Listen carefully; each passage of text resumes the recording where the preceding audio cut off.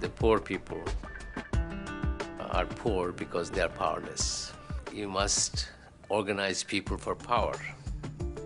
They must organize themselves in such a way.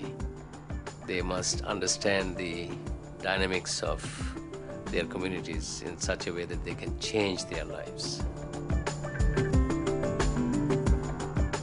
This is a story of change, of giving people the power to transform a life of extreme poverty, illiteracy, and despair into hope and possibilities for the future.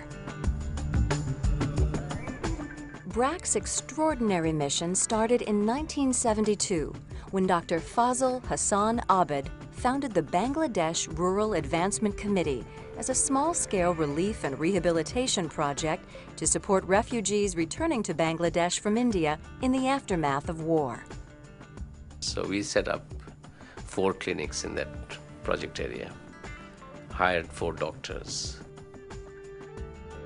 So the initial program was healthcare, particularly curative care, housing assistance, boats for fishermen, getting people to get into their occupations. Within a year, BRAC's mission evolved beyond immediate disaster relief to more comprehensive programs intended to target the root causes of poverty. We came to the conclusion that relief and rehabilitation is not going to be enough. It has to be a long-term commitment to development. So we went to the drawing board and started looking at integrated rural development program.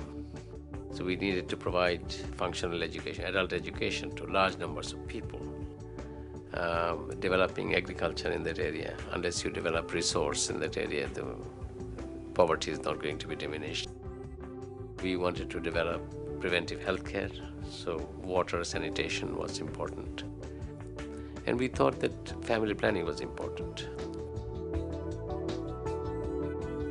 From the beginning, BRAC targeted women as the key agents of change. Poor women are doubly disadvantaged from poverty as well as from gender. If there are 2 children, 5-year-old, the girl and the boy, you'll find that the girl is looking after her younger siblings. The boys will be playing somewhere else. So from very early childhood, the girls in our society take on more responsible tasks. And I felt that if there is any change agent in Bangladesh, it's going to be women. BRAC started out giving women microloans, which created opportunity, but also a need for innovation.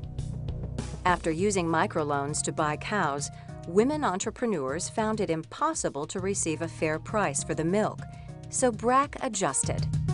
It sort of, left me thinking about why she's getting only 7 taka. In Dhaka, it sells for 25 taka. So if I could get her milk at 15 taka, double her income, I can still bring it to Dhaka, pasteurize it, and sell it in the market in town. That's how the milk pasteurization plant came about. BRAC established a nationwide dairy to collect, process, and sell their milk. The dairy's success ensures a fair market price for milk and generates profits that BRAC can invest in other projects to lift more people from poverty. This was the first of many BRAC enterprises created to provide market resources to the poor. BRAC has also been a pioneer in rural health care, making breakthroughs with worldwide impact, including addressing the leading cause of child mortality in Bangladesh, diarrhea. A quarter of our children died before their 5th birthday. And we also knew that half of them died from diarrhea, 252 per 1,000. We decided that since BRAC was the kind of organization which knows how to go to rural areas and how to transmit information and transmit knowledge, the best thing would be to go and teach every person, every one woman in every household how to make oral rehydration fluid at home. After BRAC volunteers taught 13 million women across the country to administer an oral rehydration solution and save their children, they revisited homes to monitor results. This was the first large-scale study of its kind in the world, and BRAC's approach to rural education is now a tool for saving lives worldwide.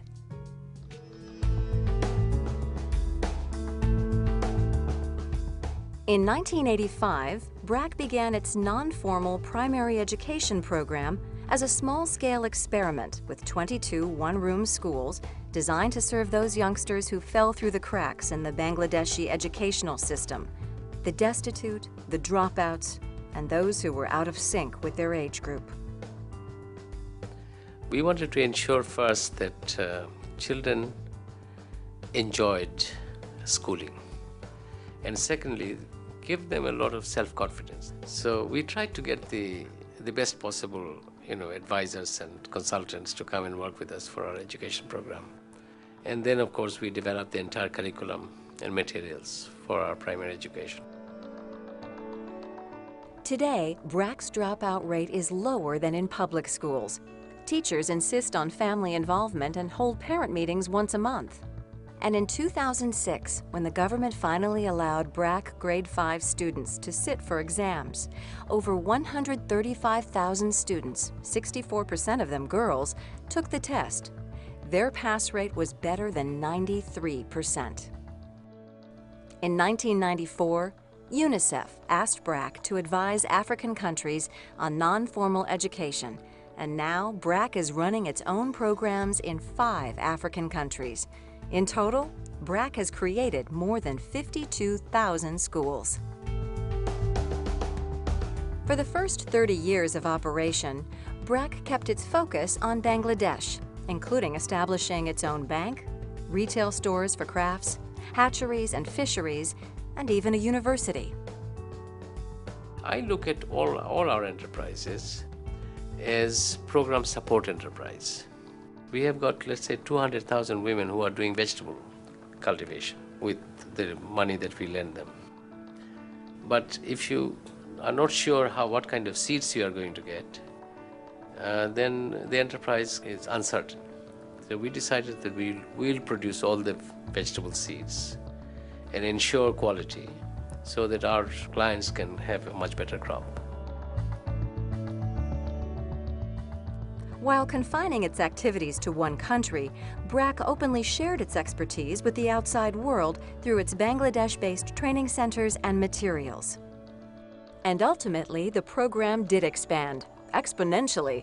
In addition to Bangladesh, BRAC today operates in Afghanistan, Sri Lanka, Pakistan, Tanzania, Uganda, Southern Sudan, Liberia, and Sierra Leone.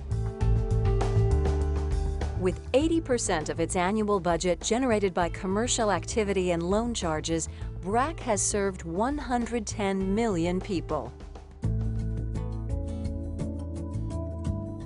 BRAC, the largest nonprofit organization in the developing world, has become a unique South-to-South development model the world over.